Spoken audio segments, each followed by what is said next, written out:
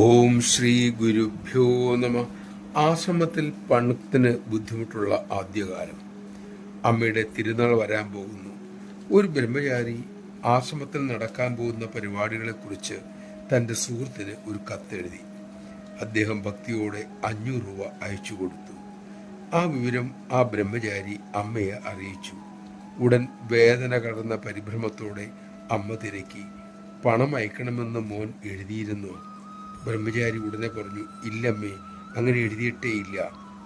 അമ്മ അപേക്ഷാസനത്തിൽ പറഞ്ഞു, അങ്ങനെ എഴുതരുത് മോനെ, നമുക്ക് അതൊന്നും വേണ്ട, ചോദിച്ചു വാങ്ങരുത്, അത് ദോഷം ചെയ്യും. എന്തെങ്കിലും ഉദ്ദേശിച്ച് ആരെങ്കിലും തന്നാൽ അമ്മയുടെ ഉള്ളു നോവും, അമ്മയ്ക്കത് ഇഷ്ടമല്ല. അല്പം സ്വാർത്ഥത ഉണ്ടെങ്കിൽ അത് മഹാദേവിക്ക് സഹിക്കില്ല, തിരിച്ചടി ഉണ്ടാകുകയും ചെയ്യും. നമഃശിവായ. അമ്മയെ ആശ്രയിച്ച് സ്വധർമ്മം ചെയ്ത് മുന്നോട്ട് പോകുന്നവർക്ക് വേണ്ടതെല്ലാം ആ പരാശക്തി തന്നെ നൽകിയിരിക്കും.